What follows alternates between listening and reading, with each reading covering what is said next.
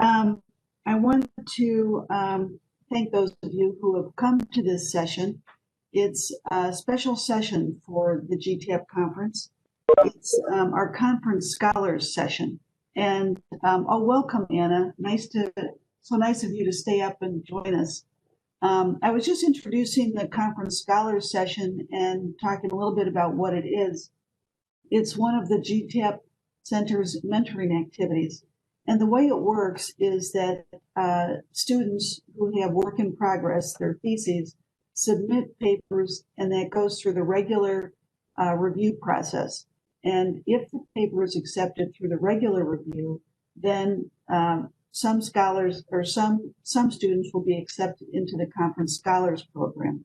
And in that program, we review their papers, we review their PowerPoints, we have a dry run.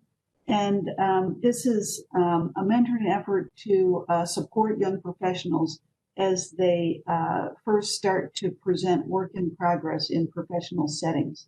So you as an audience have a role. We, of course, welcome your questions to our students. But also, if you have some ideas, some mentoring advice that you want to contribute, that would be very welcome.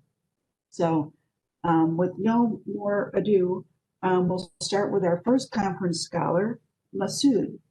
Let me tell you a little bit about Masood. Mohammed Masadur Rahman is a PhD candidate in economics at Waikato University in New Zealand. His PhD research focuses on the impact of non-tariff measures on international trade, which involves a mix of econometric analysis and CGE modeling.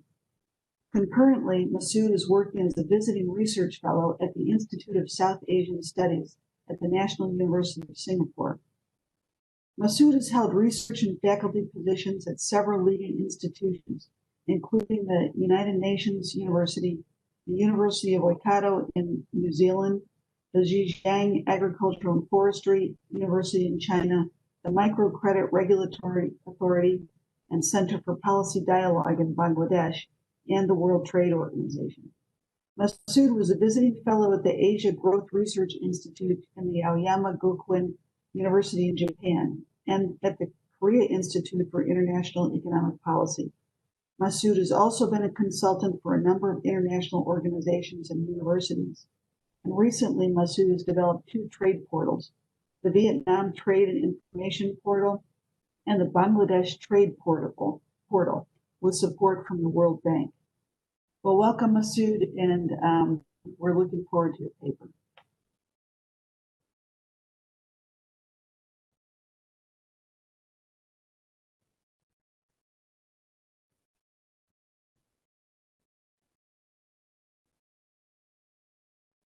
Thank you, Professor Mary Barfisher. Can you hear me? And I am share my PPT. Can you see my PPT also? Yeah. Yes. But Okay. put it in slideshow. Yeah.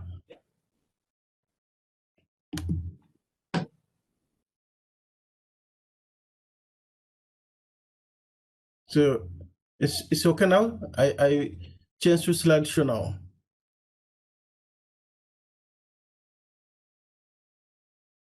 Can you hear me now? Yeah, it all looks good, Masood. Okay, thank you very much. So this paper also, with co-authored by supervisor Professor Anna Stewart from Waikato University, and also Muhammad Amir Khan from Cosmos University in Pakistan. So, and I would like to thank Professor Mary Barfisher for her, support and mentoring. So the title of this paper is Evaluating the Impact of Eliminating Export Subsidy in Bangladesh. And because export subsidy is very important policy intervention in many developing countries like Bangladesh, but the impact of eliminating export subsidy in literature is inconclusive. Some has positive impact, some has negative impact. as Bangladesh is a very, potential emerging economy, and this country will be also graduating from LDC, least developing country, to developing country within few years, basically by 2026. So export subsidy supposed to be eliminated after graduation. So under this background, I'm trying to investigate what could be the impact of eliminating export subsidy in Bangladesh, both is macroeconomic perspective and household level. And for this, I use my GTAP model that I will explain later. So why is important? Because Bangladesh providing huge export subsidy over the years. For example, I just give you one, last few years example, 2020, 2012, 2014, 17, and 2019. Average export subsidy, cash export subsidy is like 15 to 20%. And RMG sector, cash export subsidy is like around 15%. In textile, fabrics, new market, regarding new market for exporting RMG sector, and average RMG, ready-made garment sectors, subsidy is around almost 15% last 10 to 15 years. And for this subsidy, for this extra subsidy, Bangladesh has to pay a huge amount of money, which is like almost 3.7% of its GDP. And if you see the development budget is like 56% of its development budget. So a huge number of money government has to be spent for this export subsidy. So under this background, I try to investigate what could be the impact if you eliminate export subsidy, both in macroeconomy and also household economy. So for this reason, I try to incorporate Bangladesh social accounting metrics in the GTAP model. So as you mentioned in your introduction, Terry has developed my GTAP model where we can eliminate the regional household and can incorporate a country specific household.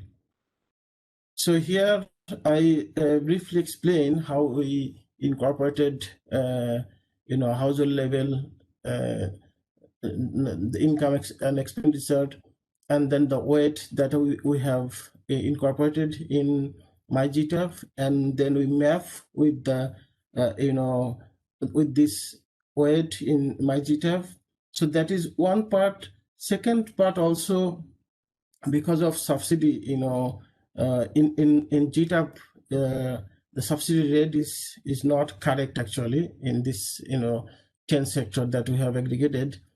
So we also do some altered tax method, and then we updated the subsidy rate there according to our current subsidy rate. And then we run 4 different 3 different simulation.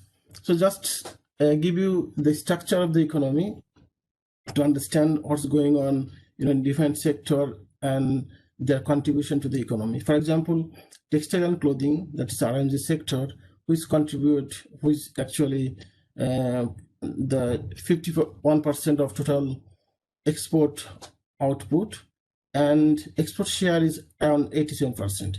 So that's mean when we give subsidy, mostly goes to the export-oriented RMG sector.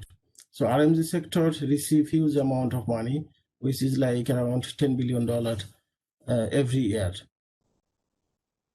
And regarding the, because we incorporated 10 different household sectors, that is same as actually in SAM, Social Accounting Metrics in 2014, that is, it's updated in 2014. It was initially 2012 that we have collected from Dhaka. And then if you see, the unskilled labor force. So we have a 5-factor production: land, capital, natural resource, and skilled and unskilled labor force. So unskilled labor force basically mostly on see the marginal and landless farmer, of course, and also in urban sector 71%. 71% is urban day laborer. They get their income from the unskilled employment. That's been most of this unskilled employment in basically on the urban sector is come from the RMG sector. So most of the unskilled employment basically in the urban sector is RMG. In urban household is RMG sector.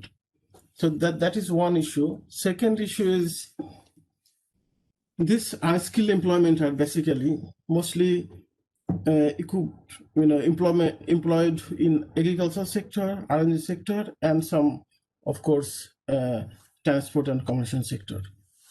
So that is the structure of the factor ownership and structure of household situation and their income and their ownership. So I will explain later when I explain, the simulation result. What we have done here, we have done 3 different simulation scenario. One is complete elimination of the export subsidy. That is one scenario. What would be the impact of this elimination of export subsidy from if we eliminate subsidy from all this sector, all these 10 sectors. That is one scenario. Second is we introduce a partial removal that is 50% reduction of export subsidy. And then this savings we transfer to the government savings transfer to the 7 poor household, 7 poor rural household. So what could be the impact? And because apparel sector is the main export product of Bangladesh, so we also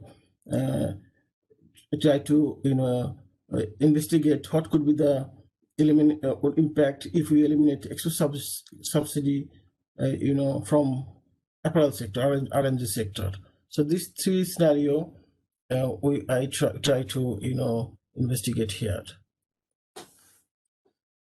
So if we eliminate extra subsidy, that give us very insignificant impact on GDP.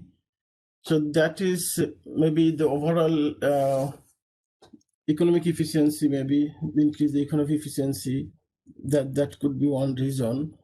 But if we transfer this, eliminate 50%, and then rest of the money, if we transfer to the 7 rural household, then the GDP growth is jump. So that is the interesting things here. So it's jumped to 1.3%. So this could be explained maybe the one way, because when we transfer this money from the government savings to rural household, they are maybe because their consumption actually increased sharply.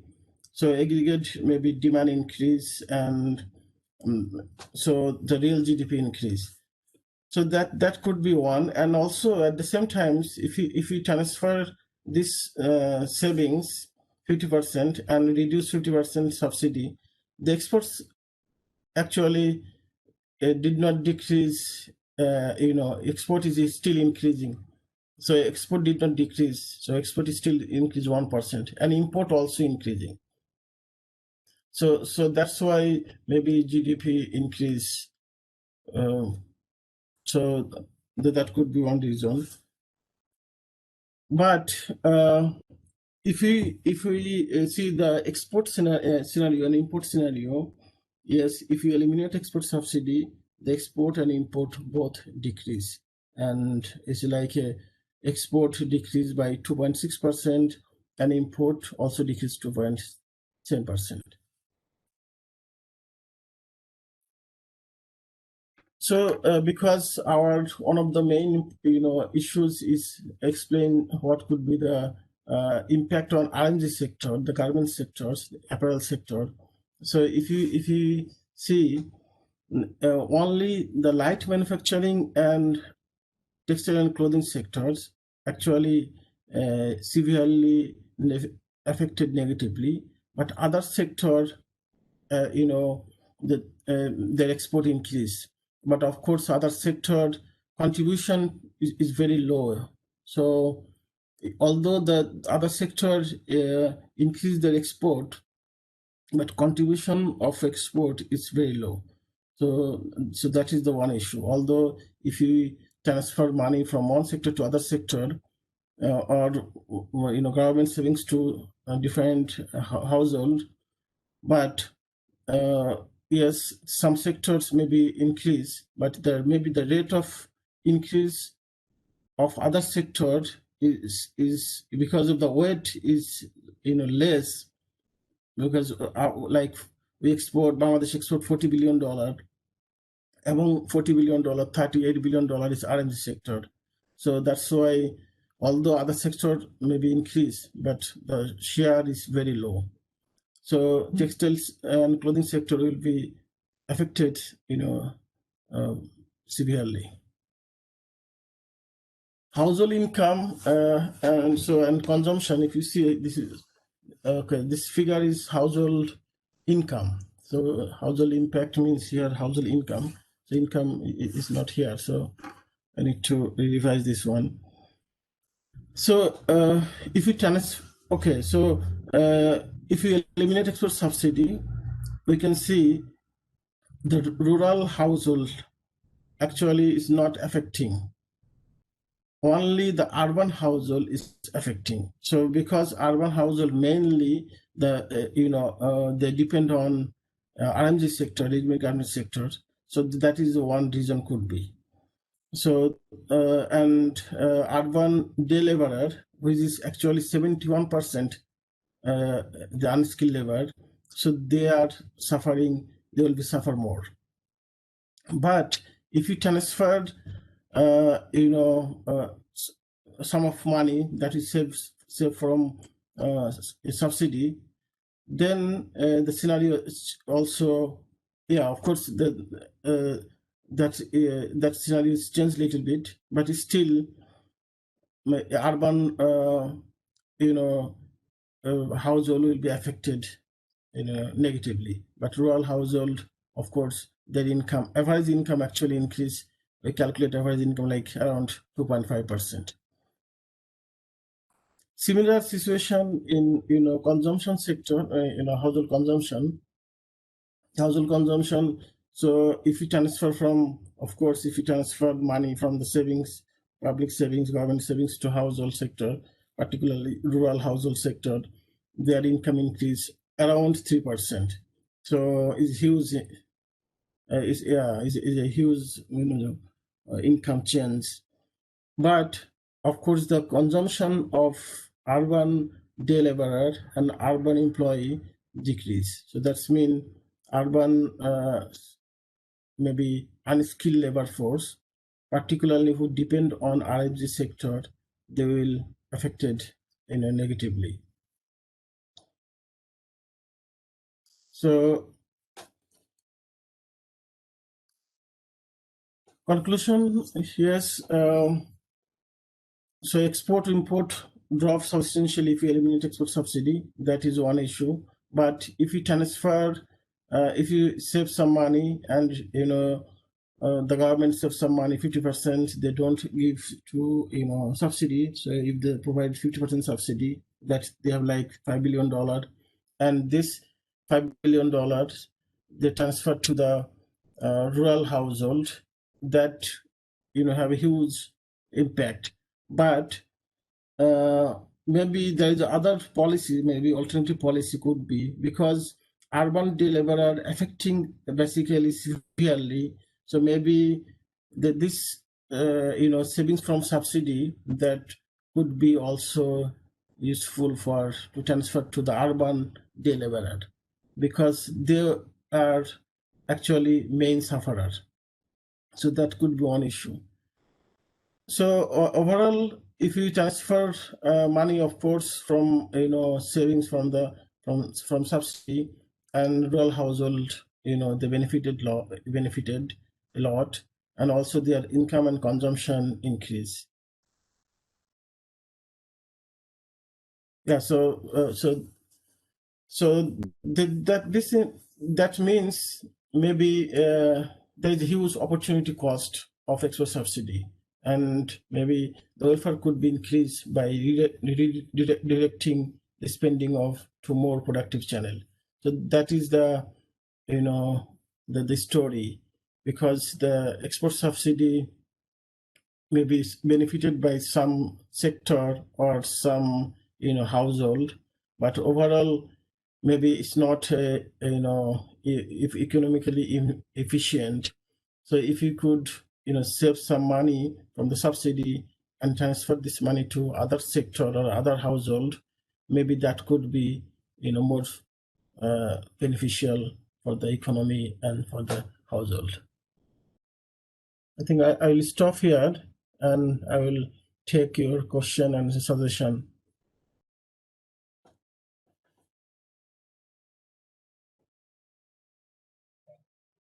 Thank you, Masood. It was an excellent presentation, and raises a lot of important policy questions for the government. I want to open it up to the floor for questions and comments. Masood, can you stop sharing your screen? Yeah, sure.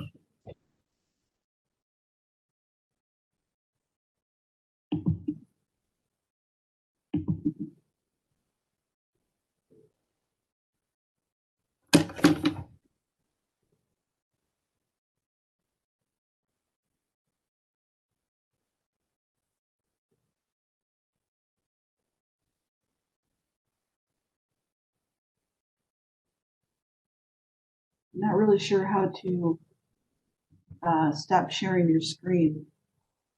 It's not. There you go.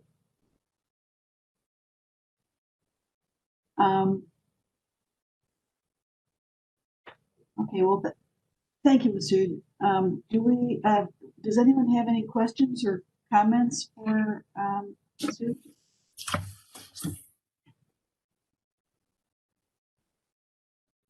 So well, I was typing it in the chat, and Onur has asked something in the chat. But it's a nice presentation. I was wondering, so I was a little confused about it. It almost seemed like exports were going down. I assumed production was going down, but it wasn't clear to me which households were losing. So even before the transfer, I apologize. It's 5 a.m. in the morning here, so I'm a little slow. So it wasn't quite clear which households were losing because the textile sector was contracting. They all seemed to be gaining, and that obviously would be traced back through the factors. And then obviously the idea was to give them more money through the transfer, but they didn't seem to be losing in before the transfer. So I was a little confused what was happening there.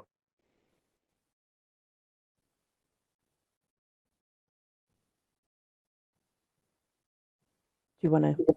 Yeah. Can I respond? Yes. Yeah, I think urban day laborer, urban household, they are losing mostly because 71% urban day laborer, they are unskilled labor, and they employed in RMG sector, ready-made garment sectors. So okay, so why didn't you give them the transfer? Why did the transfer go? Okay, yeah, now I guess it was a positive thing. Yeah, so now actually we need to think, because I need to change because now we have to understand they are suffering more mostly.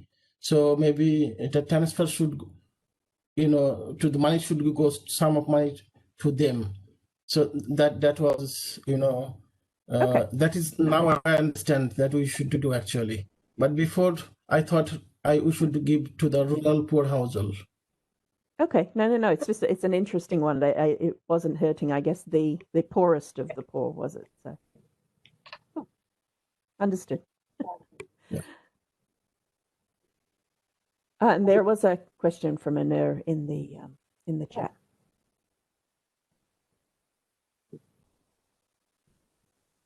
Yeah, sorry, Terry. I missed looking at the chat. This is from Biek. Excellent presentation. I might have missed the explanation of transfers to rural households. Would you explain your method and elasticity-related robustness check? Okay, so how to transfer this money? We set basically we transfer the money from the base data and set our subsidies 0. So that's why we transfer money. So the base data we reduce to 50%, and then we set our simulation a subsidy 0. So this way we transfer money. Number one. Number two, yes, sensitivity analysis. We still dealing with this. I have done some changing elasticity, the input substitution elasticity from I did it like a double, and I try to see what's the impact. So it's not a huge change, but still I'm actually doing some sensitivity analysis. I have done previously just changed the input substitution from 100 to double, so it's 200, and see the impact. So, but I'm still actually working and doing some sensitivity analysis. Any other questions or comments? Well, I'll add one. Masood, I think it's interesting that in your that your paper really looks at, in terms of transferring consumption from the government to households when there's a transfer. You're transferring from government savings, and in your model, what happens to the savings? Is government spending that savings? And if they're spending it, how does the commodity composition of spending by the government differ from the private households that get the transfer? It might have something to do with patterns of changes in output and changes in trade that you see. If the government isn't spending that savings, what in your model, where does the savings go from not spending on export subsidies? Yeah, so I think Terry knows better than me. When we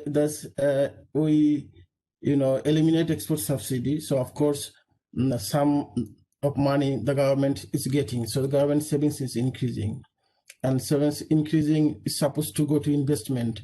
But investment, how it actually goes to investment? Investment depend on the rate of return, and it's investment. Maybe the savings should goes to different so the government savings, but the investment maybe is here. I think it's fixed. So that is the one issues we need to deal in first the scenario.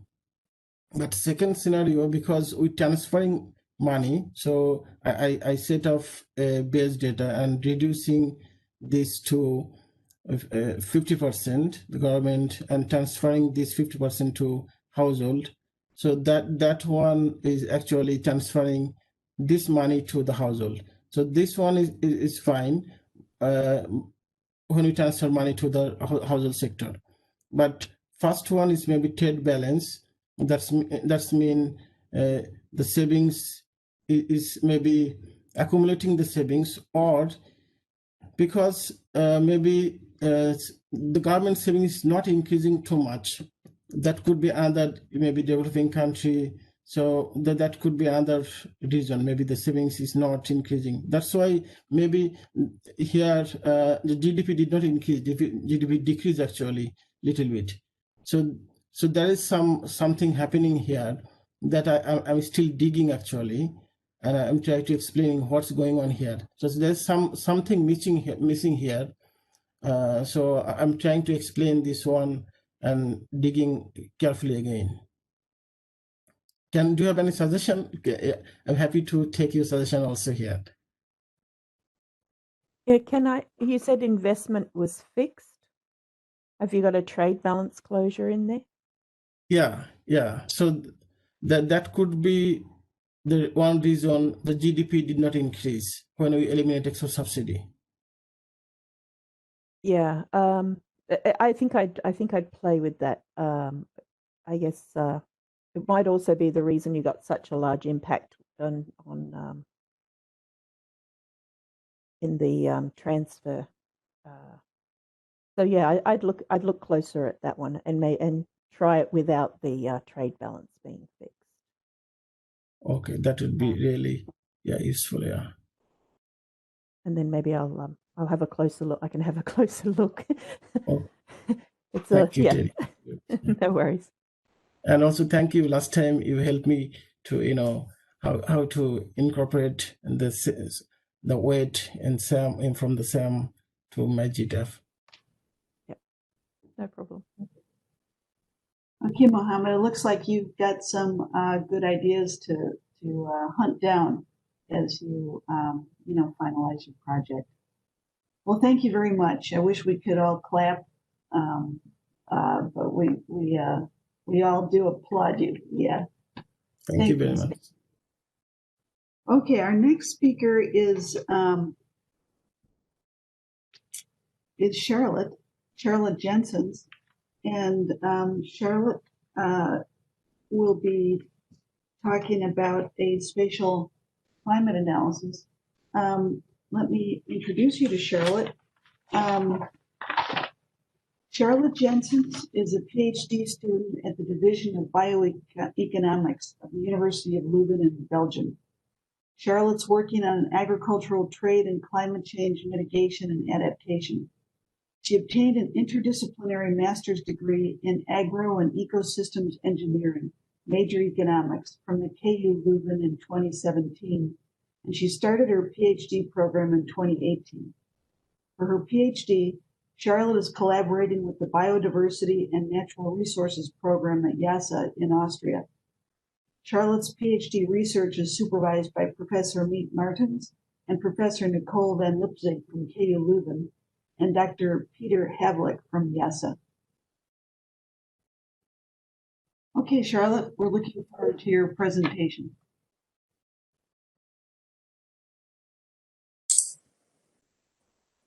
All right, thank you. You can see it well? Yes, okay, great. So I will give a talk today about research in the framework of my PhD, as was introduced, about modeling intra and international trade in crop markets in Africa. So we're building a structural trade model to be able to model both intra and international trade, with the aim of applying it to climate change adaptation research. So what's the main idea behind this? There is variation in the impacts of climate change across space and across time. So not all regions in the world are affected equally. And on the left here, you see a graph of the impacts or the expected impacts on crop yields across different regions in the world. And typically areas in the tropical climate zones are more negatively affected than in other areas. And also when we look at the variability across years in the yield, we also expect that this will increase in the future. So that's the study on the right that was looking at how much does the variability of yields is expected to increase. And if we would go to a world with 4% decrease, that's 4% decrease warmer on average, it will be also much higher variability in the yields. And so both these things imply that people have been looking at the role of trade, agricultural trade, as an adaptation mechanism, as it allows to link areas of surplus with areas of deficit. And also when there's a sudden shock due to an extreme weather event, trade can be a way to mitigate this. But overall, the literature has been looking at average climate change impacts at the country level and then looking at international trade between different countries. And linking in specifically intra and international markets has been so far unexplored. So incorporating the subnational dimension, to say. And why is this important? First of all, from a climate change perspective, it's been highlighted that climate change can hit, for example, a specifically remote area, which is not well connected to international markets. And that means that prices there will rise much more sharply than if they would be integrated. And so if you don't take this into account, you may overestimate the role of international trade. Studies have also shown that because climate change impacts differ substantially within countries, also different soy traders, there was a study in Brazil, have found to be have a different exposure to climate change just because they have different sourcing patterns. So it's important to take this dimension into account. But also in the economic literature, the spatial dimension is gaining in importance. For example, the welfare effects of international market integration have been shown to be underestimated if you don't take those domestic frictions into account. So you would underestimate the impact of trade on inequality. And also if you want to look at spatial specialization effects, so how is our production organized and what's the impact of trade on this, then you also need to account the role for this internal trade costs, which another study here found that it explains the lower participation of remote areas in world markets. So this all indicates that it's important we take this dimension into consideration. And here we're going to look specifically at African crop markets. So why is that important for Africa? It's because domestic trade costs are specifically high in the African region. Africa is also already experiencing a lot of negative impacts from climate change and is most vulnerable to future climate change. So one highlight that really hit me when I read it is that in Southern Africa, for example, there's been only one normal growing season in the past 5 years. And when there's a drought in 1 year, households can still manage, but if it's year after year, it really has severe food security impacts. And then if you look at the studies that have been done on trade and climate change adaptation in Africa, the messages are a bit mixed. So some studies suggest that regional trade can enhance resilience to local production shocks. So that is trade within Africa. While another study showed that the import dependency of Lesotho on South Africa increased vulnerability to climate-induced supply shocks. And so the difference is that in the second case, it was a covariant shock. So it means like happening at the same time in closely related countries. But of course, if your shocks differ across countries, trade may have an adaptation role. So our recent question that we are addressing is whether we can build a model to explain the spatial specialization patterns of crop markets in Africa based on two main elements, the between and within country variation in yields and the size and distribution of trade costs between and within countries. And we're focusing on these two elements because our ultimate aim is to look then at the implication for climate change adaptation through trade.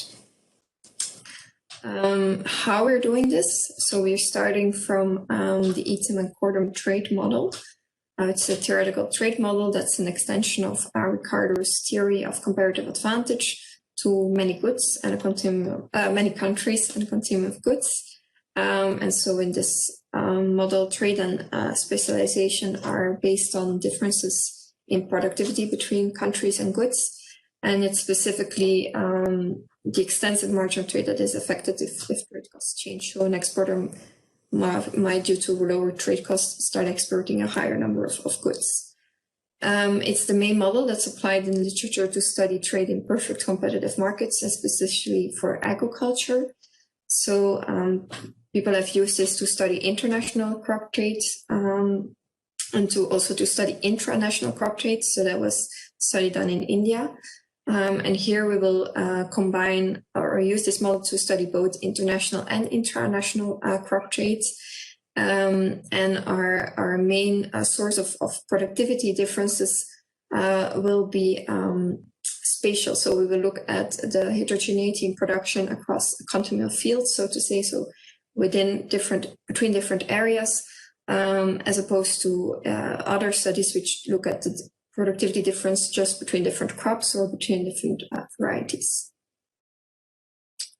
And how does this look? So we're starting from, of course, the existing model in literature, where we have a finite number of countries, and each country is built a setup of a finite number of regions, producing a different number of crops with a continuum of fields. So that's the theoretical start point. Production happens in perfect competitive markets with land as the main factor of production. And so the key feature in this type of model is that you treat the productivity as a random variable with a certain distribution. And so that's the Fréchet distribution, which here is assumed to represent the spatial variation in yields within a region. And so this distribution is characterized by two main parameters: the T, which gives the average productivity of a region for a certain crop, and then theta, which gives the heterogeneity within regions for a certain crop. And so I will come back to this later in the slide to see how well this distribution actually matches the data. For the consumption side, it's the standard approach for utility maximization, and trade is happening in also perfect competitive trading environments, where the price of a crop produced is determined by, and then sold in another region, is determined by the land rental rates, or the unit cost of production, the productivity, and then the trade costs. So the higher the trade cost, the lower chance you have of actually exporting a certain crop, because the consumer is assumed to sell or buy only the crop from the producer that can supply it at the lowest price. So that's the main assumption for this. And then if we start from this productivity distribution and this assumption, you can derive the model equilibrium, which is shown here on the slide. So this is also, as you would find it in other studies based on this model. So you have prices, trade flows, and the trade balance, which are these three equations, which gives us, if we solve these equations, give up the price import share and the land rental rate in the equilibrium, if we have the data or the estimates for the other parameters. And this is what's shown here on the slide. So we will, after we set up this model, the next step is to get the data there. And so we're looking here at 10 African countries, and each country is split up in its first level of administrative regions. So we have a total of 76 regions. And we look here for now just at maize and rice as a start point. And the main source of data is the Global Gridded Agriculture Production Map from SPAM, from IFPRI, which gives us the crop yield at pixel level. So really very spatially disaggregated. And we use this to estimate our productivity parameters to get this distribution of the spatial distribution of yields at the region level. And this also gives us the harvested area within the summed to the region level.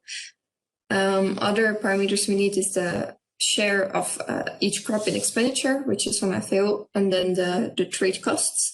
So here we normally, or often what's done is to estimate these trade costs based on the bilateral trade flows, so with the gravity approach. Here we don't have the trade flows. We start from our literature. And so the transport cost is estimated based on the distance between two regions' center point. And then we add a border cost if you have to cross an international border, and the import tariff from the MacMap database from CPI. And this gives us the total trade costs.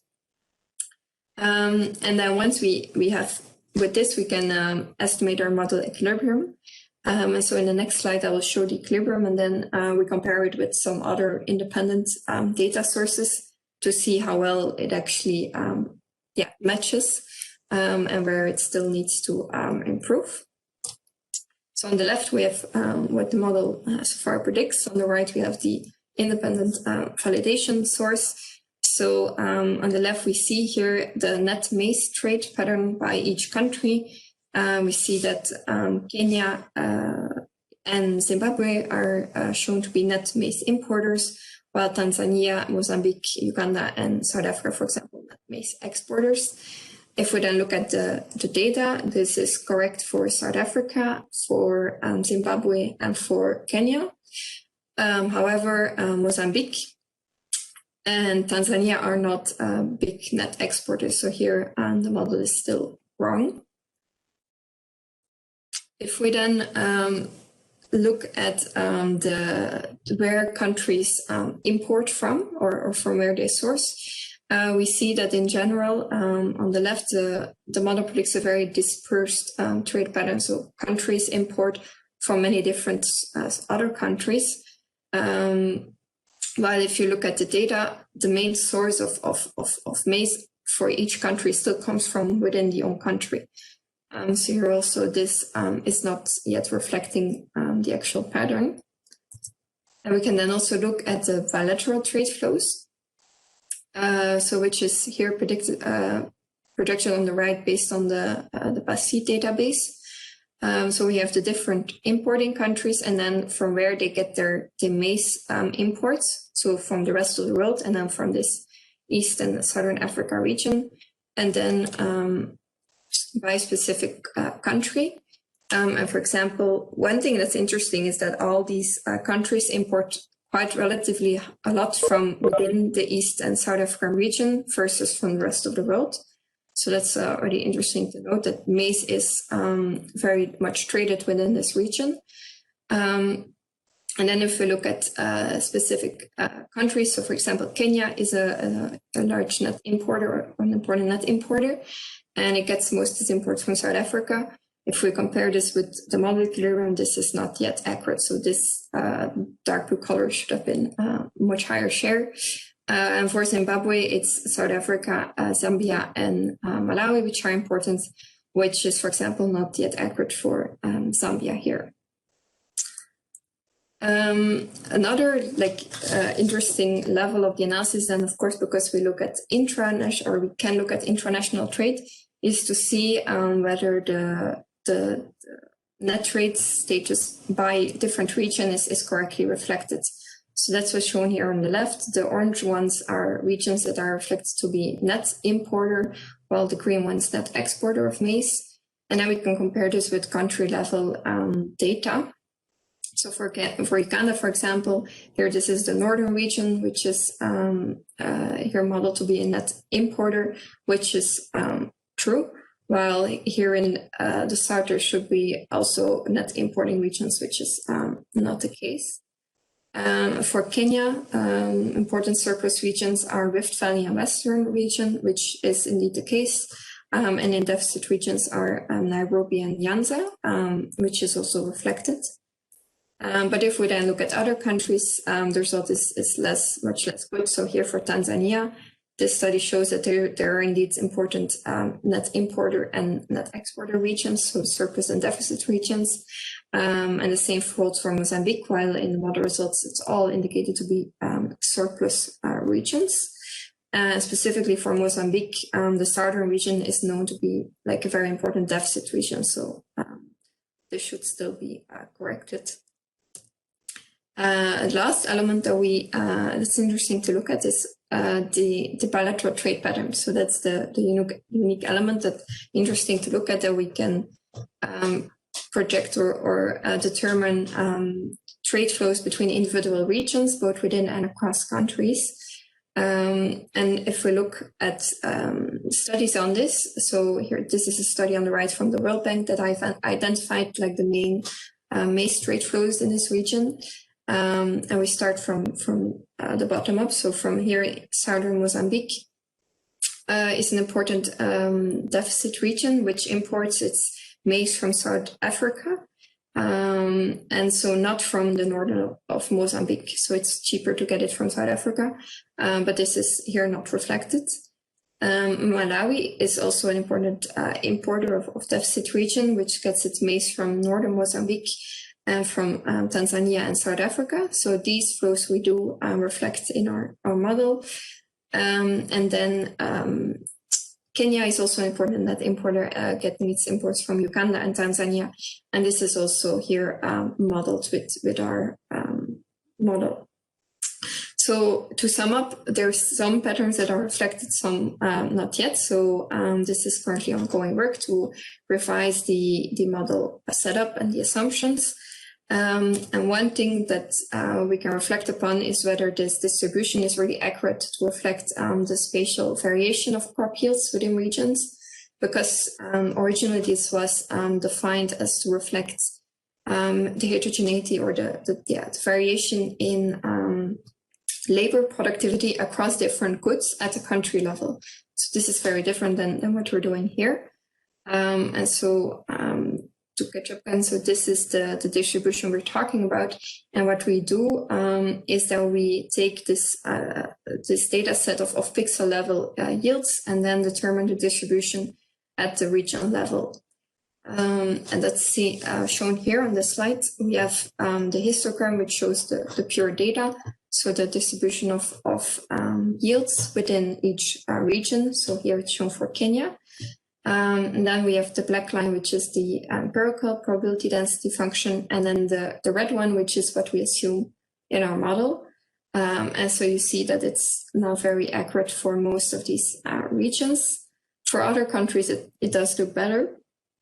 But one thing we saw is that if you allow one of these parameters to vary across different regions, you already get a better match, for example, here for the central region. So this is one option to further explore. Yes, I will wrap up. So I have one more thing I would like to highlight before we conclude, and that's to apply, or the purpose is, of course, to apply the model to climate change research.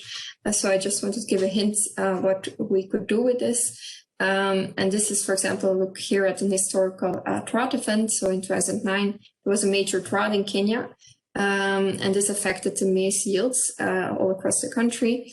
And what happened is that Kenya then reduced its import tariff on international maize and had a huge increase in imports from South Africa, while other countries implemented maize export bans. So it really was a trade response due to a climate change shock. And 3.8 million people were estimated to be highly food insecure in Kenya.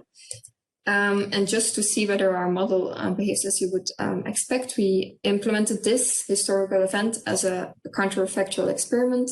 So we have the climate change impact, and then which is this drought effect on the yields, and then the same impact on the yields, but then with this trade response of eliminating these import tariffs.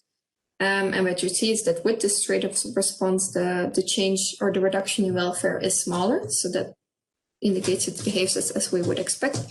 And then we can also run these counterfactual with or without domestic trade costs to see what the implication is of this. And here we see that if you don't take these domestic trade costs into account, you have a slightly higher increase in imports from South Africa. So you might be overestimating a bit the impact or the role of international trade as adaptation. But there are also, you could also think of mechanisms that would actually imply that you underestimate the role of trade. But I will conclude here that with the current assumption and scope, we do reflect specific patterns, but further refinements are needed to improve the model, as we've been seeing. And then the second conclusion or hypothesis, maybe better, is that incorporating international trade and trade costs may affect the role of international trade in climate change adaptation.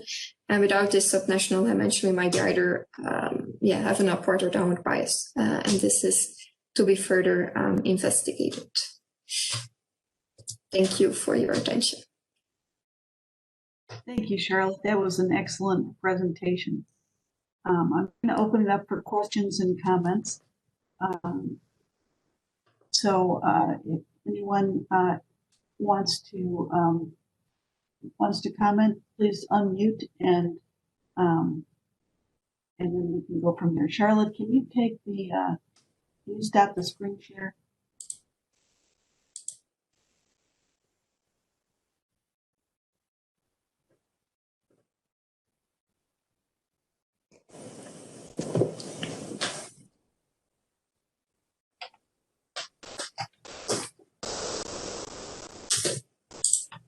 All right, Charlotte, I have a question for you.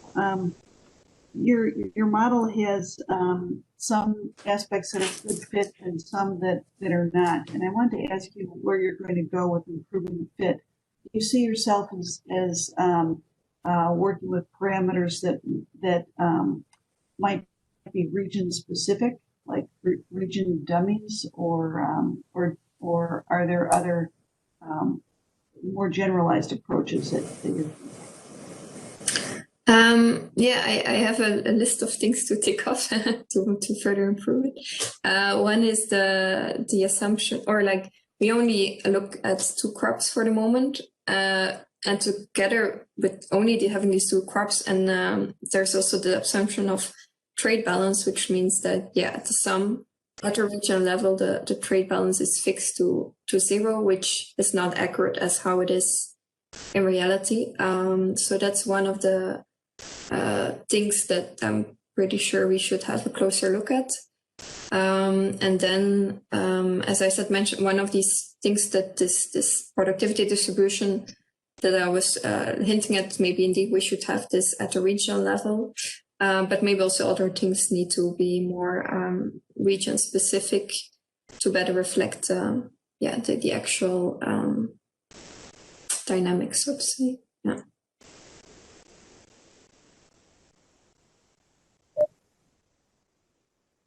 I also wanted to comment on your analysis of handling the recent drought in Kenya, and the role of international trade, because I think and the importance of keeping open borders rather than export bans. The experience that we've had with vaccine supplies shows how readily countries begin to close the borders to preserve their own supplies. And so being able to look at the costs of that by comparing it with open borders, I think is a really important policy contribution. Are you going to be pursuing that in any way further?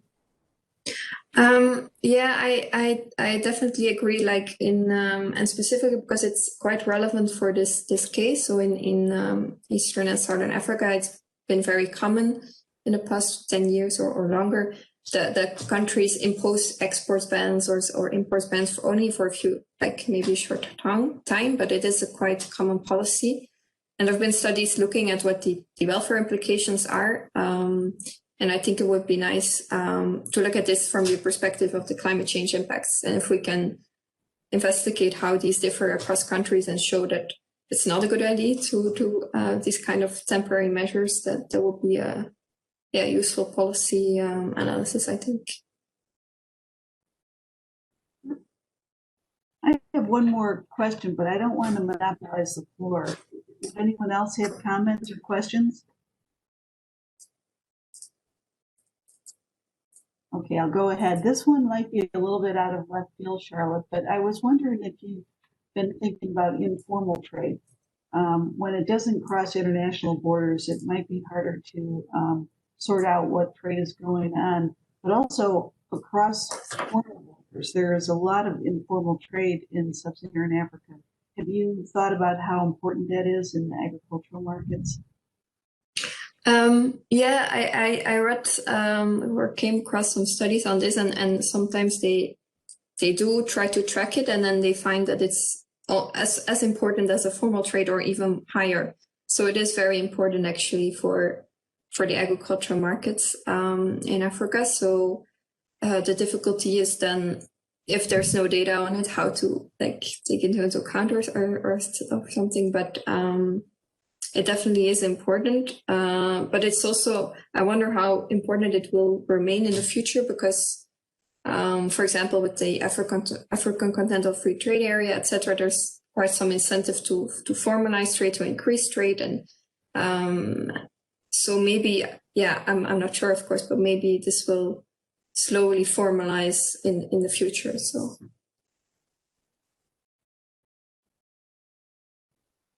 Okay, well, if there aren't any other questions or comments, I think we'll conclude this part of the session. Charlotte, you did a fabulous job. So thank you for your presentation. Thank you.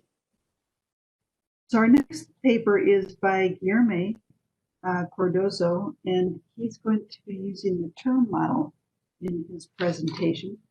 Let me give you a little bio on Guillerme. Guillerme Silva Cardozo is a PhD candidate at the Center for Development and Regional Planning, connected to the Federal University of Minas Gerais in Brazil. Guillerme has been working with CGE models since his master's, also in CDPR, and his main areas of interest are fiscal policy, public transfers, and income distribution. Developing a pension and labor market module in dynamic CGE module in his thesis.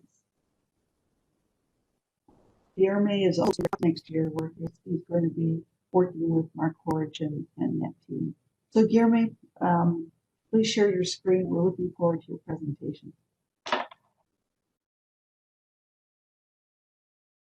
Thank you, Professor Mary.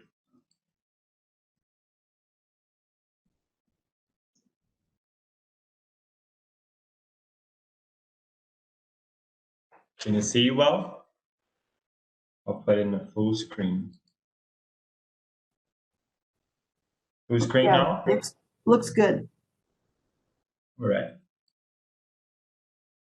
All right, guys. Thank you. I appreciate the opportunity of being here this morning. This work was made along with some colleagues and professors, my advisors from my research group at the Federal University of Minas Gerais. And before starting, I'd just like to appreciate again the support, the mentorship of Professor Mary Berkshire from the GTAP. Something's going on. All right. So the motivation of the work is naturally the current agenda of fiscal austerity and reforms in Brazil. We are under an expenditure ceiling since 2016, and we have already investigated the effects of austerity on income and regional inequality through CGE models.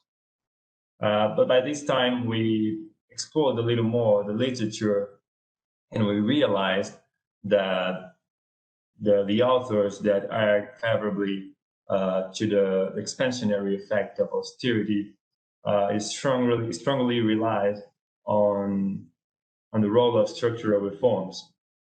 These reforms may increase the efficiency in which labor and capital are allocated on the economy.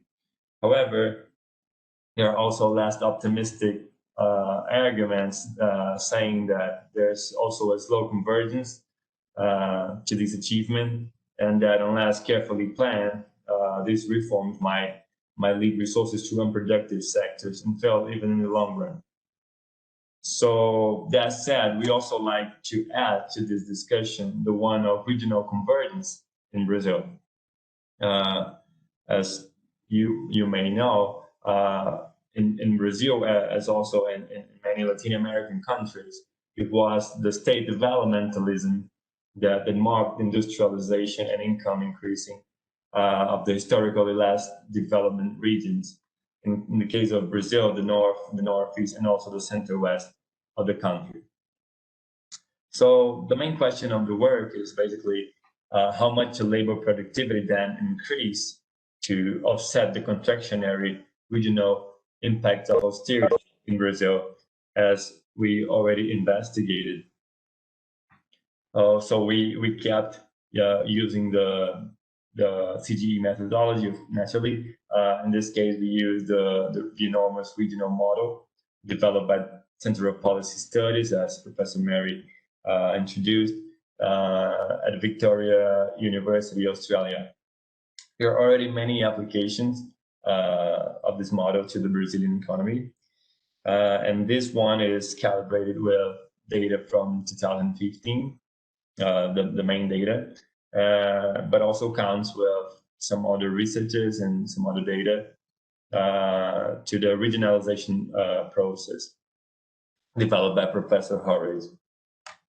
It is a single country model, but as I said, it's a regional model with a bottom-up structure, which means that economic decisions are organized at the regional level, in this case, the 27 federal units of Brazil, the Brazilian states, and aggregated to the national level. As usual, to the CGE methodology, counts with neoclassical assumptions, also with recursive dynamics, and linearization solution method ran at a RunDynam software. So here is a little of the database just to contextualize you. So here's the GDP of its state, gross regional product. So as we can see, is more. Oh, let me just. Can you see the laser? I think it's better now.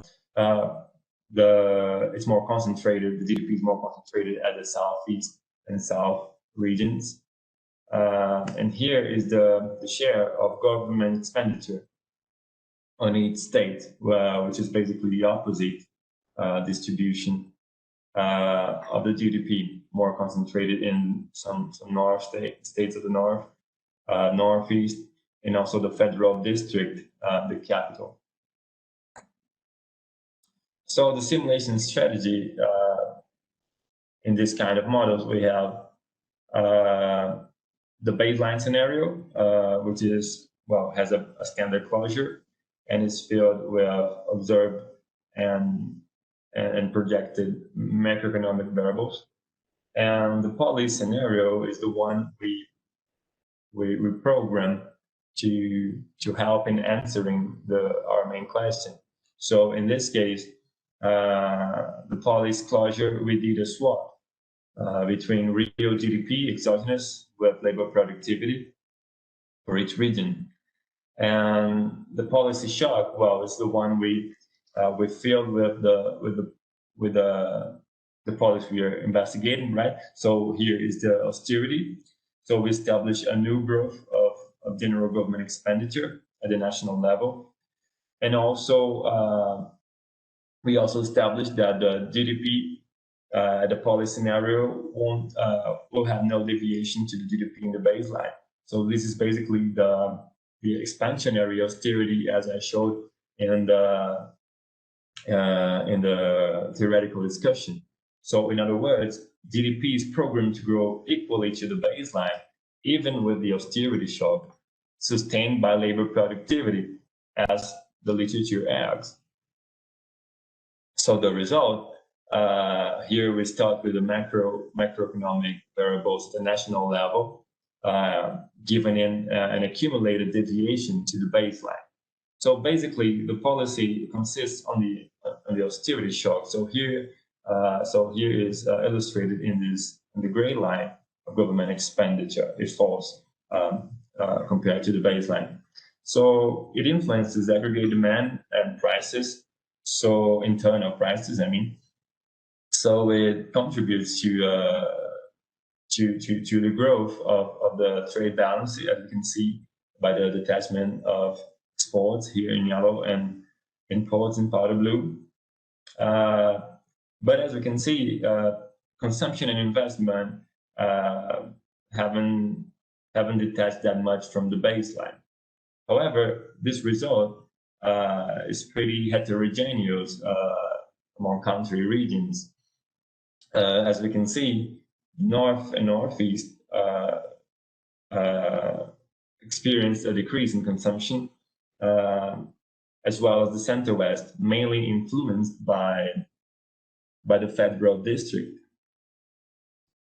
And here is our main result, the labor productivity accumulated growth by federative units. So as we can see, the states that have to grow the most is the ones in the Northeast and also North and Federal District. As we can see, this value, this distribution is very similar to the one I showed in the database regarding the government expenditure representativeness in its state. But as I also show, this result is also influenced by the industrial results. Here is the top 10 industries after the policy simulation, and here is the bottom 10 industries. As we can see, the top 10 after the simulation scenario consists mainly on extractive sectors, mainly oriented to the external market, while the bottom industries are consist mainly on public services oriented to, or sectors oriented to domestic market. And here's the representativeness of this top and bottom industries in the country. As you can see on the left, the top industries are mainly concentrated in the southeast and also the richest states of the north, while the bottom industries are much more concentrated, as we can see in the scale, on the in the states of the northeast and the north, as well as the Federal District. So the conclusion is that, well, first of all, the productivity required to sustain GDP under an expenditure ceiling is especially heterogeneous in your country. But what how can I say? But as we realize, the low perspective of household consumption, along with the absence of investment and high unemployment in some regions, in an industrial composition that has little benefit from the fiscal austerity, as I show, makes such an increase illogical for some regions, so that the combination of austerity and reforms agenda may increase Brazilian regional inequality. So here's a suggestion of Charlotte in our last meeting to compare the distribution that I showed over the presentation. So here the productivity result is pretty associated with the government representativeness, but also with the bottom industries, as well as GDP is pretty associated with the top industries. The work has obviously some limitations. First of all, there ain't no dissociation between federative entities. I mean, federal government or state government. It also lacks with a properly fiscal module. I mean, transfers between government and institutional agents.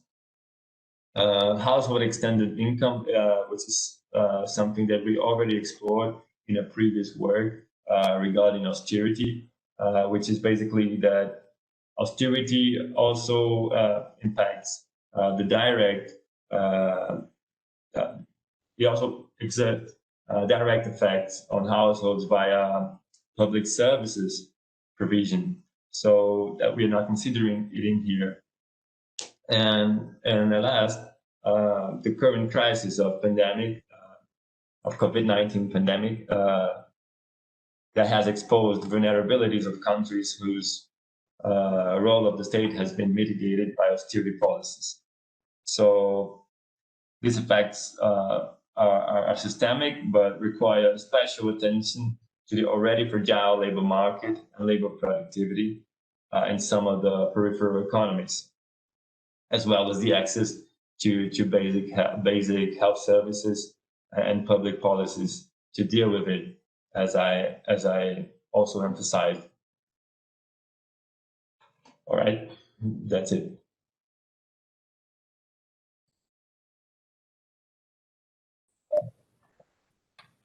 Thank you, Guillerme. That's really a powerful presentation in terms of the implications of cutting government funding. Certainly sets up a challenge for the Brazilian government. Are there any questions or comments for Guillerme?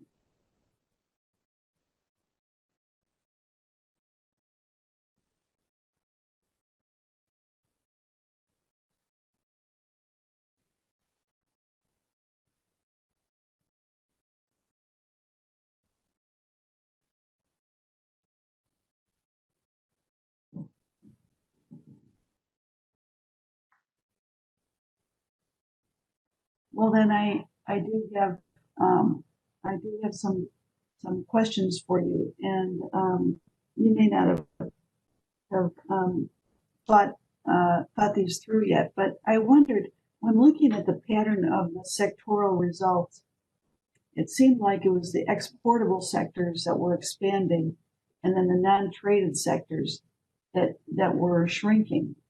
And there's a couple observations. One is that the non-traded sectors that are shrinking happen to be the ones that would need to be beefed up in order to achieve those labor productivity gains, particularly the education cut.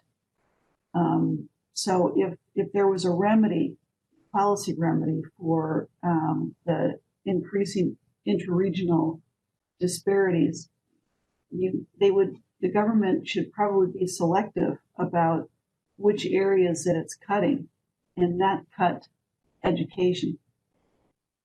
So Exactly. I wonder if this could provide some guidelines to the government on how you cut expenditures rather than across the board cut.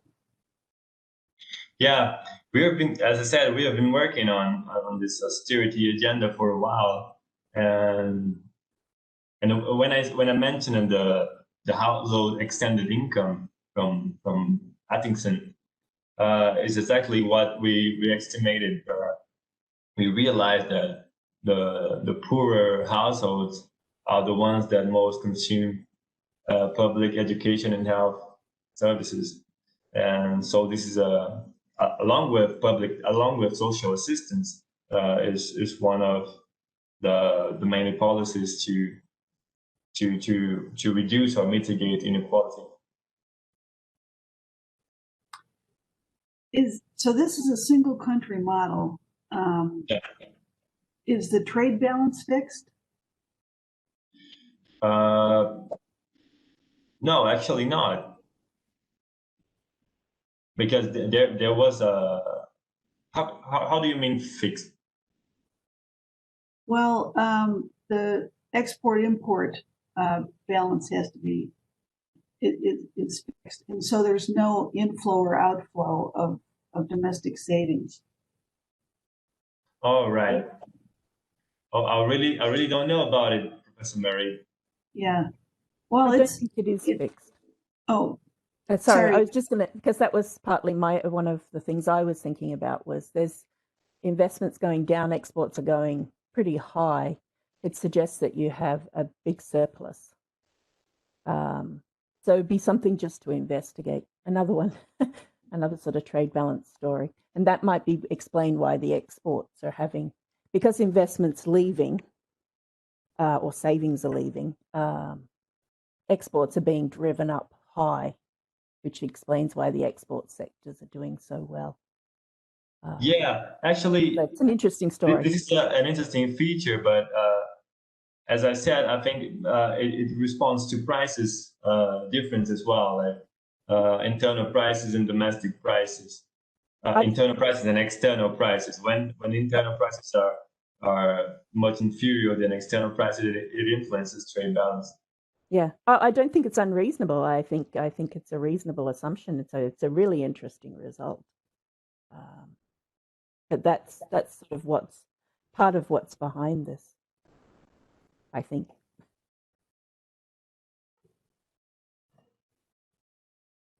Yeah, and I think it's the rise of the exportable sectors that seem to be concentrated in the regions that are higher income that's driving the extent of the disparities.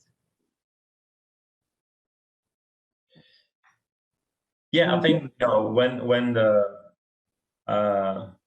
richest regions are most industrialized regions with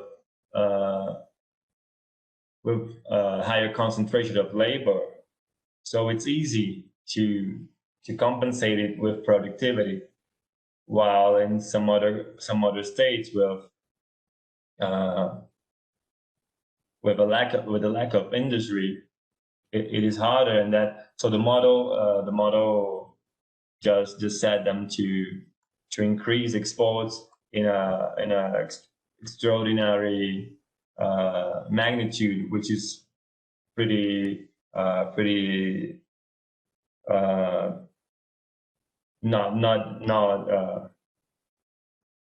reliable. I mean, that's not illogical, as I put in the conclusions. Mm-hmm. So that led to the main conclusion, which is, well, there will be increase of regional inequality because some of these regions won't achieve that productivity gain. Mm-hmm.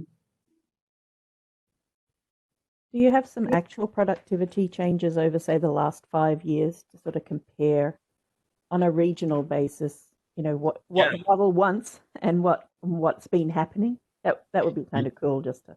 Yeah. But when I showed in the theoretical discussion that we also had the regional convergence discussion of Brazilian regional convergence, we showed some data, interregional data, and shows that, and that's what we also, I didn't put it on the presentation, but we also write it on the paper that well, the emergent regions increased more their productivity than the Southeast. However, it's exactly the lack of industry that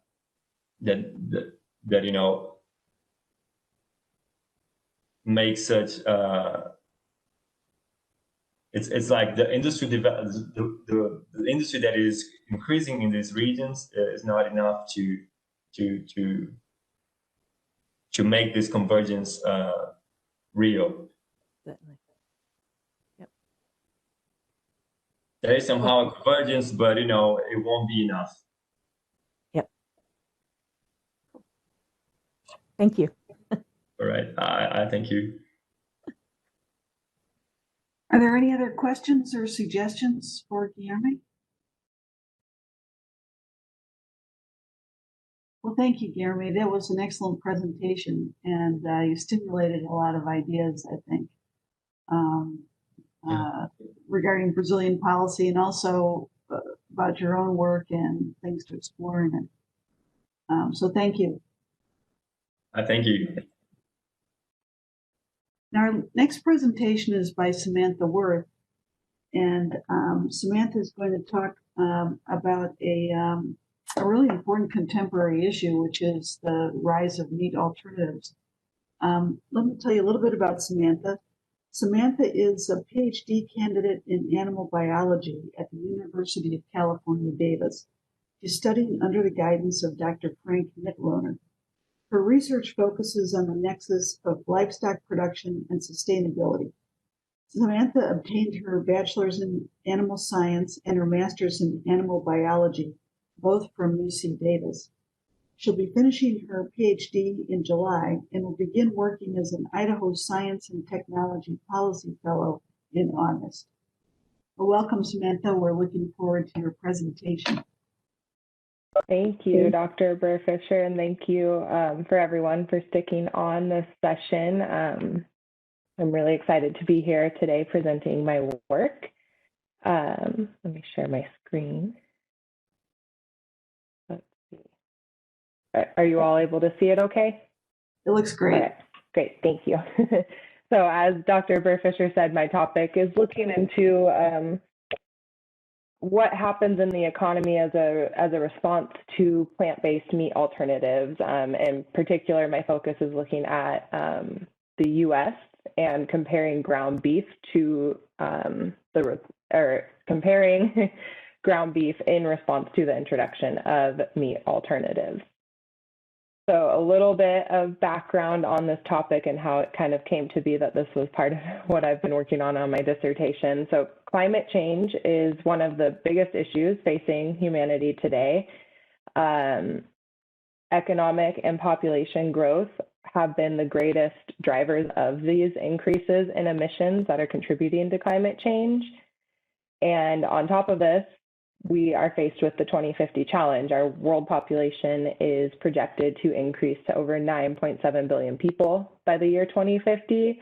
And in order to meet the needs of a growing global population, food production will need to increase by 70%, and meat production in particular will need to increase by 200 million tons annually.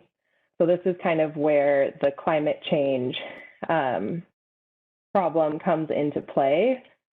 So globally, livestock production contributes to 14.5% of human-induced greenhouse gas emissions. And of this, beef cattle contribute to 41% of these emissions. So when we're thinking about the 2050 challenge and our current impacts of climate change, it's important to think about what it means to now feed more people, and knowing that these people are also going to be needing more meat. So reducing meat consumption, and beef in particular, has been one of the most popular proposed mechanisms of mitigating greenhouse gas emissions. And meat alternatives have become a popular alternative to beef products and have been proposed as healthier and more sustainable substitutes, with the goal of providing a more sustainable food source for our growing global population. So when we talk about meat alternatives, what I'm mostly referring to are the two main ones here in the US that have become very popular, which are Beyond Meat and Impossible Meat.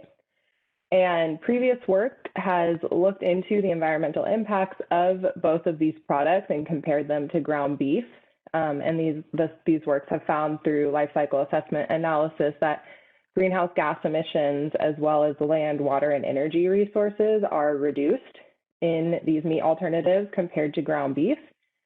But it's important to note that ground beef is not the only product we're obtaining from cattle production. While it is in the US a pretty significant portion of our meat consumption, it's not the only thing we gain from cattle production, and that's kind of where my work comes into play.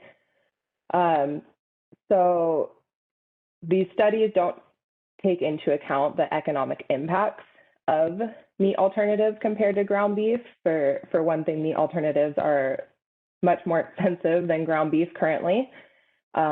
They don't support the same sort of workforce. A person who's working in cattle production, for instance, is not going to necessarily have an easy shift into working in a factory for meat alternatives. They also require really different or vastly different resources from different regions and different sectors of the economy. And furthermore, ground beef and beef as a whole is a major part of our global market and is a major part, especially in the US, for our trade. And ground beef supplies inputs to other sectors, so byproducts of cattle production are also play an important role in our economy, such as pharmaceuticals that we gain from cattle, or leather, and other resources. So with all of that in mind, the goal of my research was to investigate the widespread economic effects of a shift from ground beef to meat alternative consumption in the US. And to do this, we utilized the GTAP 10 year 2014 database, and we aggregated it into 3 regions to kind of hone in on what's happening in the US, but also gain a bit of insight into what's happening around the world. So first we have the USA as our primary region, and then the region IMP is what I refer to as our import region, and those are the top countries that we import in the US ground beef, or sorry, not ground beef, but lean trimmings that then go into ground beef from these countries. So those primary countries are Australia, Canada, Mexico, and New Zealand. And then the final aggregation there on the regions is rest of world. And of the remaining countries in the GTAP model, only 14 actually are contributors of imports for US lean trimmings. So not as big of a proportion there in terms of US ground beef production. So in addition to aggregating GTAP into 3 regions, I aggregated into 19 sectors. And to do this, I first had to perform a split of the cattle meat sector. So I split ground beef off from the cattle meat sector and also created an other beef sector. And I did that utilizing the SplitCom software and also looking into national and international trade data and production data to obtain an appropriate split there. And then some of the other sectors that I wanted to highlight that were related to cattle production as well as meat alternative production are the cattle sectors. We singled out fats and vegetable oils, vegetables and pulses, oil seeds, leather, and pharmaceuticals. So those are some of the main categories that we were interested in seeing what happens if we have a shift in ground beef consumption. And then it's also important to note, well, I guess I'll get to that in this next one, but so what we did was we looked specifically at reducing private household demand for ground beef in the US. And we did this by shocking QPD, reducing it by 1, 5, 10, and 15%. And we stopped at a maximum of 15% based off of what has currently happened in the market in regards to milk versus milk alternatives. Milk alternatives have pretty stably been about a 15% share of the milk market in the US for the last few years. So we looked at ground beef and consumer demand for ground beef, and we did that by swapping private household demand with the consumption tax for the ground beef in USA. And then we also swapped the tax on private consumption with the change in the ratio of tax to income. So that was to help prevent a possible tax distortion from the increased costs we're imposing on ground beef. And then we also eliminated substitution between the import and domestic products by setting the substitution parameter for ground beef to 0. And then, so these are our main scenarios are the 1, 5, 10, and 15% we compared to baseline, but it's important to note that we didn't actually assess meat alternatives in this model. So we have those sectors that are separated out to highlight the possible changes we might see in sectors related to meat alternatives, but because meat alternatives are a combination of several different sectors, so oils, pulses, different things that need to go into the same product, there wasn't really a way that we could feel confident in splitting off from GTAP and then re-aggregating to create a true representation of meat alternatives. So going into the results now, first off, quantity output and factors of consumer demand, looking at the change from baseline for some of those primary sectors. So the main thing that we saw from this work was that at the 15% maximum reduction scenario, that's where we saw the most pronounced effects. And that's what all of my results I'm presenting today will be based off of. But for quantity output, the biggest effect we saw in the US was that ground beef and cattle production both were reduced quite substantially. So ground beef almost by 10% and cattle by close to 4%. And in terms of consumer demand, the price for ground beef increased by 18% and ended up with a total demand of 15% reduction, which was what we were hoping to get out of our ground beef shock scenario. And we also see that even though consumers reduced consumption by 15%, they still ended up spending 3.5% more on ground beef. And in total, they had about a 15% reduction in their overall budget share of ground beef in their consumer basket. And you'll notice with everything else, the fats and oils, the vegetable seeds and leather, et cetera, there aren't any real pronounced changes. You see slight increases in the quantity output, but you don't really see too much of a change in terms of what was demanded or how much was spent on these different products. In terms of GDP and looking at more of the international scale, there isn't much of a shift in any of the region's GDPs. The most significant shift we see is that the import region reduces GDP by 0.16%, or sorry, 0.016%. So very minimal, but what's interesting to see is how the factors of GDP kind of change within the model. So in terms of consumption and investment, government spending and exports and imports, you'll notice that US consumption increases by $1,100 million US, and investment and government spending also increase while exports decrease. And in the US, the consumption declined for ground beef, but that was overcome by an increase in consumption to manufacturing, services, and other industries. So those main industries, those main like manufacturing productive industries. And then the opposite is kind of true for the other regions. So they had a decline in consumption, and that was primarily due to a decrease in spending on manufacturing. And so when we look at welfare decomposition of these three regions, you see that the main impact is, or that US and rest of world both see gains in their welfare, and the import region sees a decline.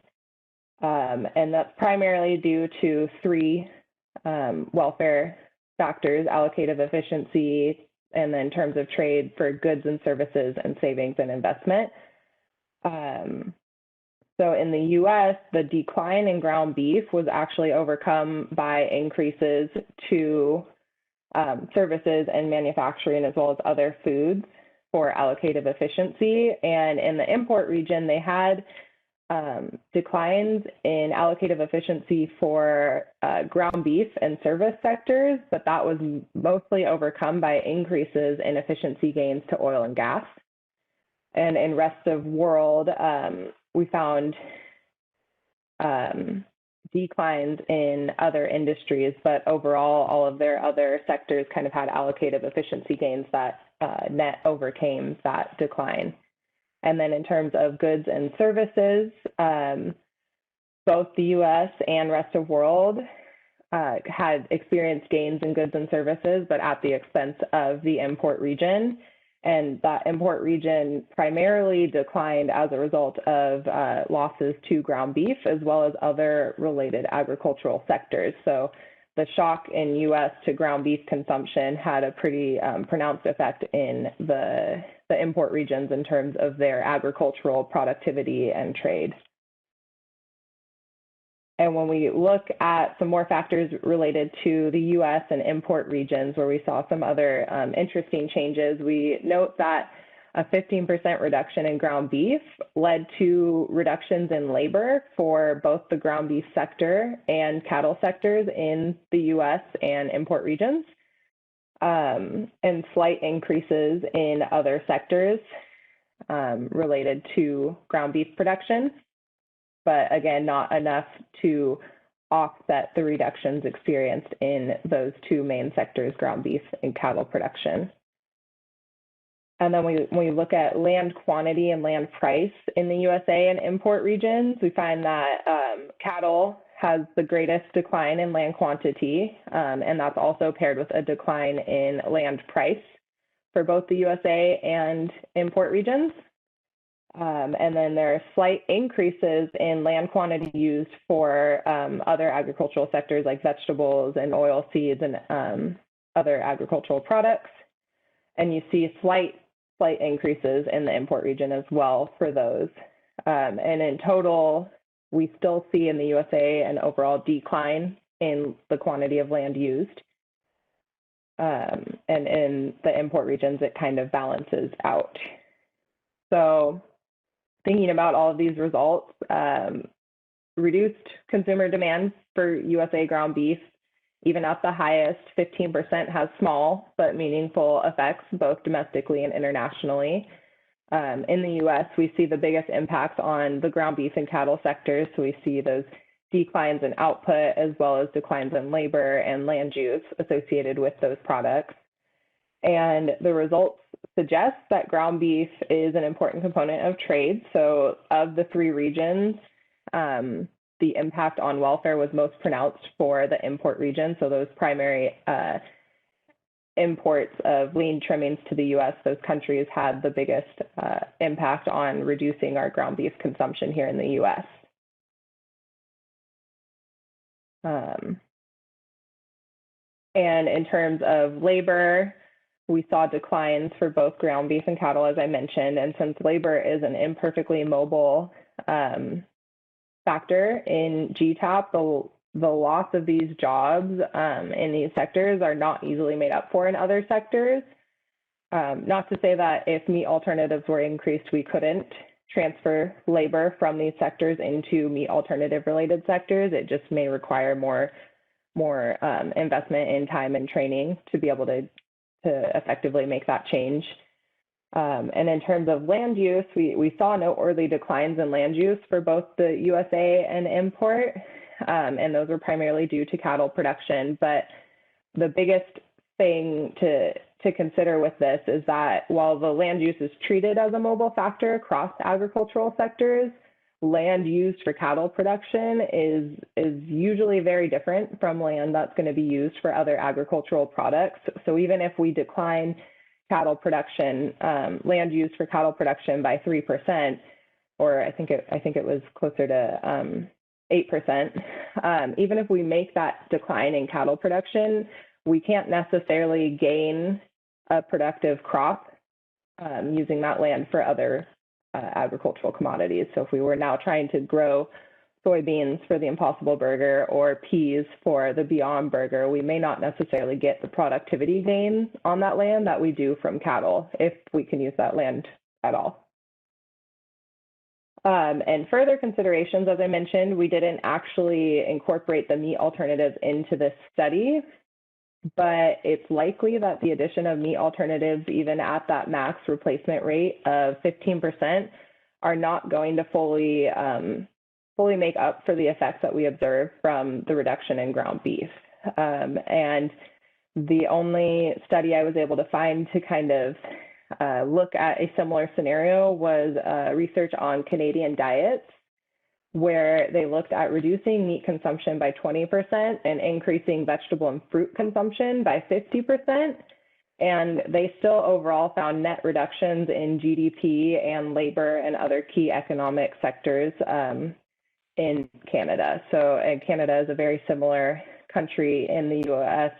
They may arguably have an even more significant, their economy may have even more significant effects from meat. It's pretty ingrained in the Canadian production, but it's a good proxy for the US to see that even if we're increasing vegetables and fruits or increasing meat alternatives, it's likely that we're not going to make up for the losses we experience elsewhere.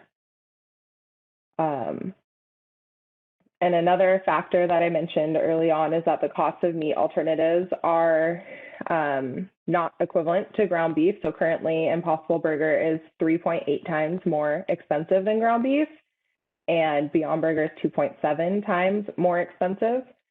So if we were to think about replacing 15% of ground beef with these meat alternatives at the same level of consumer spending. So if we reduced consumer spending by 24,000 and we're now replacing 24,000 with Impossible or Beyond Burger, that actually leads to a reduction in total food consumed. So you have a loss of 11% if it's replaced with Impossible Burger, and 9.5% if you're replacing with Beyond Burger.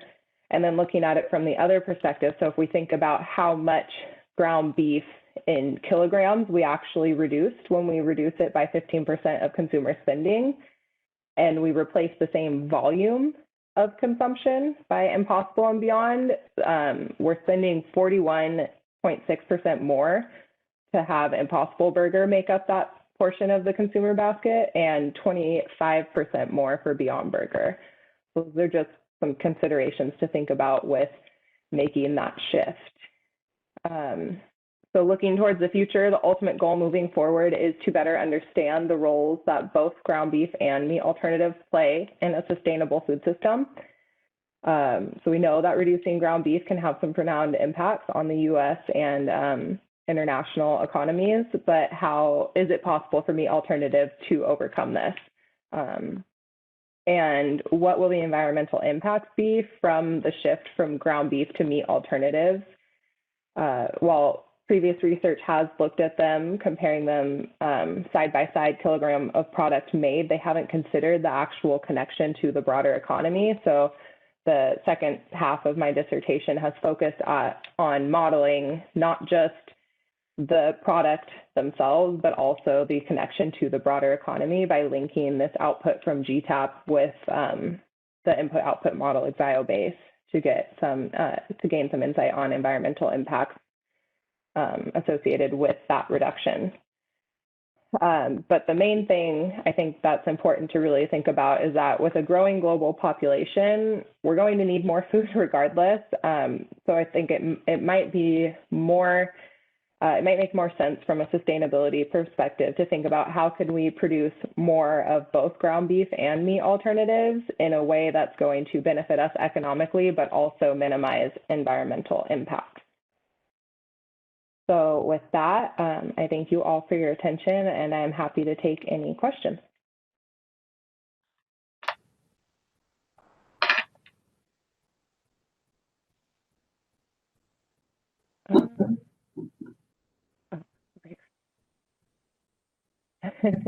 Yeah, it's a sweet dog. Well, thank you. Sorry, I didn't notice you saw that. Thanks so much for your presentation. It's certainly timely. I want to open it up for questions, comments. Does anyone have anything to share with Samantha? I have a very small question. Wait, oh. Go for it. Yeah, super interesting, super nice presentation. Thank you. I was wondering whether you can also calculate, because you mentioned the conclusions about the environmental impact, whether it's also possible to have some kind of health cost impact implication, whether that's possible at all, or you've seen studies on it. Yeah, there are actually quite a few studies looking into that, and there's some pretty conflicting results when it comes to the health portion. That's always hard to do when it comes to human health. My particular research won't focus on that, but that is something I hope after my dissertation to actually kind of take a stab at, because I think it's an important component of that sustainability aspect. Yeah, thanks. I was wondering if you'd, so this seems like a really good example of using preferences rather than the tax. I just wondered whether you'd looked at the sort of shocks to preferences that sort of Dixon uses, and sorry, I couldn't hear you very well. Let me see if I can increase my volume. It may be my. Okay, no, there you go. I had to decrease it on my settings, so. No, all right. So yeah, great presentation, good topic. So there's sort of this literature of shocking these things via preferences rather than using the tax, and I just wondered whether you'd tried those out and what difference it makes. I mean, I guess we're all interested in sort of the tax implications of doing it through a TO. So I just wondered if you'd looked at the preferences. So we hadn't looked at preferences. I think that would be a really good thing to incorporate into a sensitivity analysis to see how it changes these results, but it hasn't been something we've looked at yet. I know that preference, it's hard to say with this, I guess, because I know from what I've seen on consumer preference that in general, people who are eating ground beef are not likely to actually switch over to meat alternatives. They might have it as like a flexitarian sort of diet where they want to once a week switch out their meat for meat alternatives to feel better about what their diet is doing to the environment. But in general, there isn't actually a change. So I'm not sure.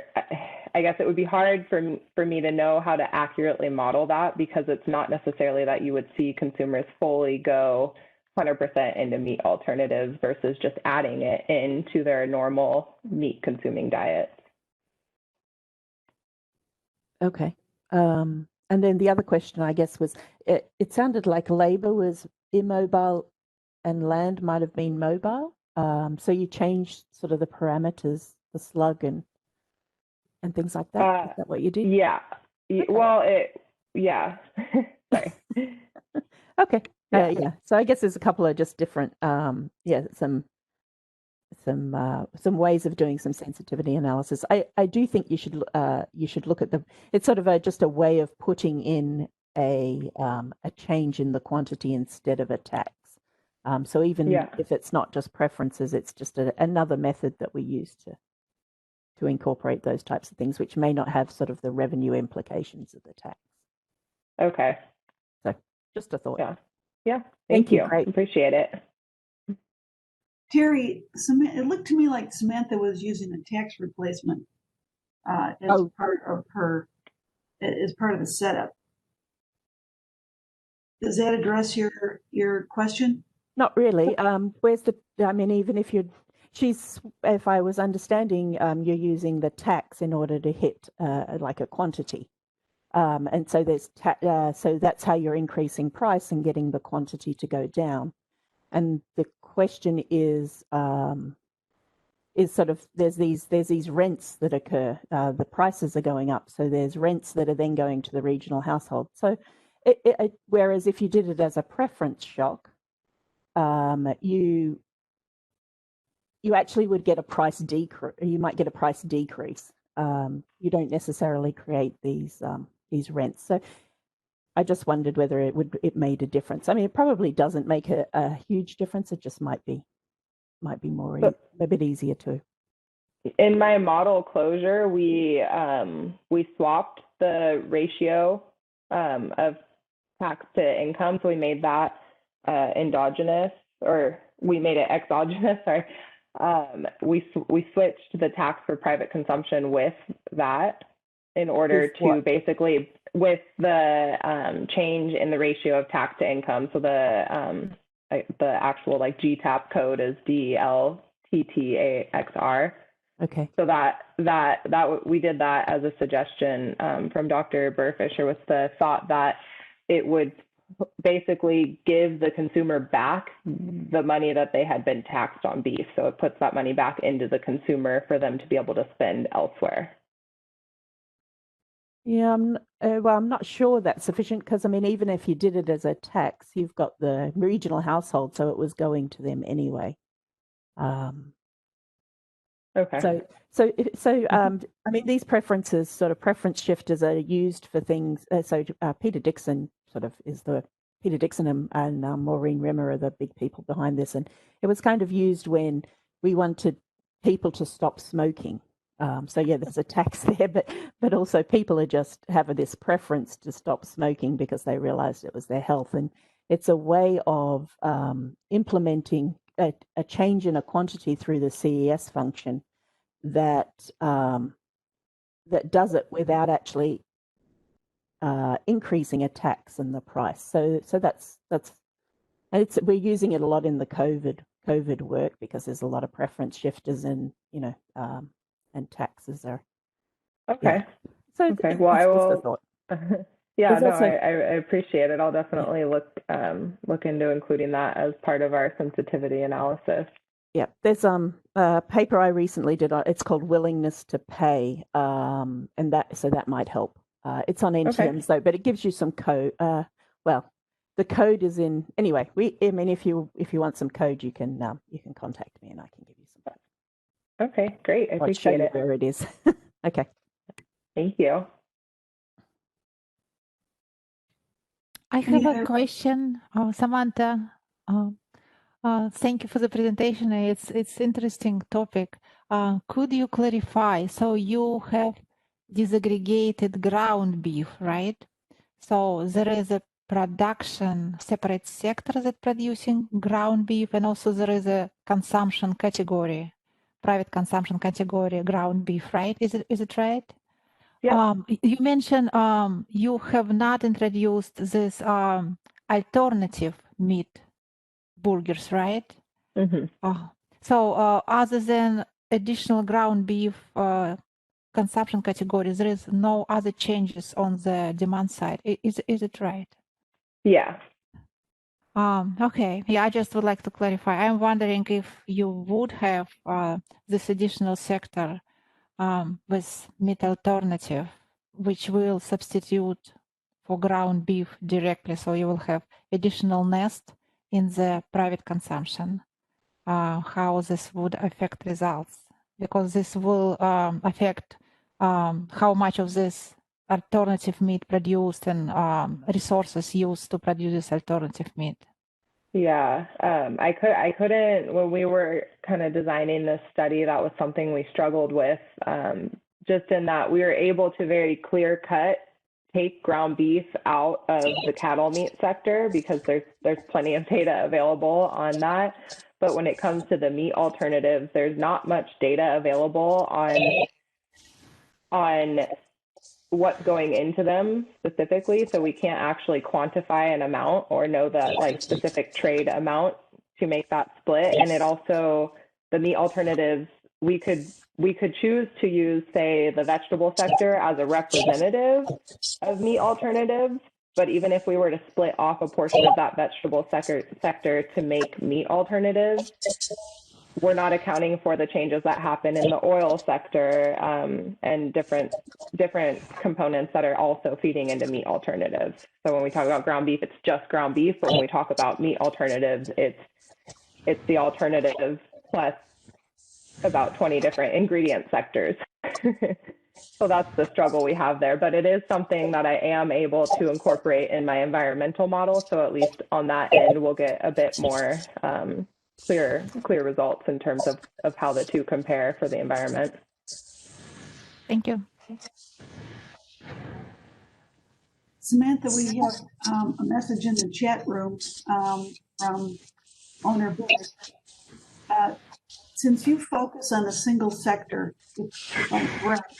Caitlin Carrico studied disaggregating underlying drivers of fruit and vegetables trade, an HS level modeling analysis of the AFCFTA might be helpful. He studied the cooperation of non-HS and HS code, which have different outcomes. Okay. Thank you.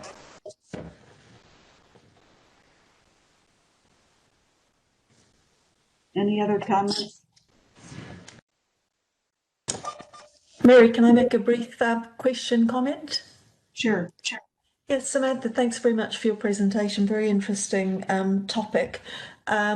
I think, and it is 2:30 in the morning here in New Zealand, so I might not have been concentrating as much as I should have been, but I think you showed your GDP results were a little bit mixed in sign, right? Were those nominal or real GDP results? That was real GDP. Because your allocated efficiency effects were all positive in sign, and normally I would expect those real GDP results. I guess when I looked at those GDP, it looked to me like they might be nominal because you were looking at the expenditure variables in there, and it wasn't clear to me that you'd separated out the price from the quantity impacts there. So are you sure that was real GDP, not nominal, that you were reporting? So we looked at the VGDP in GTAP. Yeah, so that's probably normal. You might just want to check it. Have a look at the QGDP, which will give you your real GDP. Often, often it's easier to explain the real GDP because then you're just focusing on the quantity impacts, not having to explain the price and the quantity. If you're looking at those different components of expenditure, the C plus I plus G, you've probably got price and quantity impacts in there. It's only a small comment, but it's something perhaps worth keeping in mind, because if you report allocated efficiency effects that are all positive and your GDP effects are negative, it kind of looks inconsistent on the face of it. And it's worth double checking. The QGDP variable might be the one that you want to take a look at and then explain the value separately. But really interesting topic. I think it's a huge area, the substitution of different products for meat and so on. And I guess I'd also share Terry's suggestion that, have a look at the preferences literature. I think that could be really useful for you to try working on in this particular paper. Okay, great. Thank you very much.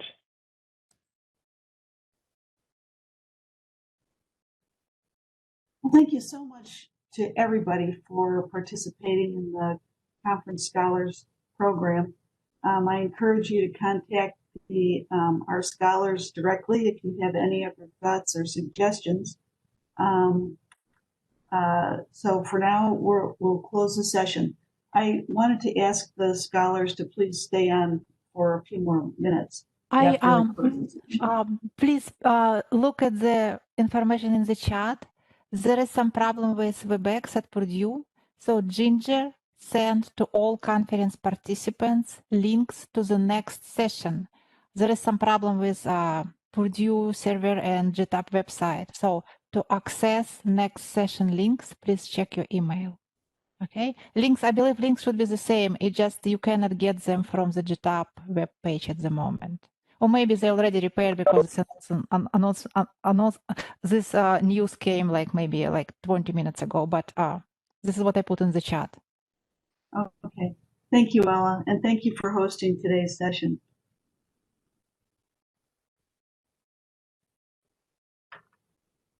Thank you. Thank you. Thanks for coming, Terry.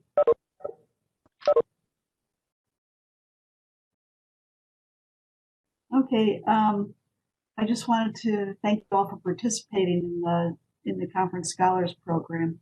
I hope that you learned something from the experience and found it, a positive mentoring experience. Hopefully, you will have met some new faces or people, I guess, virtually through our program today, and I'm sure that if you contacted them with any questions that you have, they would be very pleased to get back to you. But you all did a wonderful job. Your presentations were very polished, professional, and they addressed very important topics and such a diverse portfolio of topics. So anyway, I wish you well in completing your PhDs, and I hope you keep in touch. Thank you so much for everything. It's been a great experience. Yes. Everyone.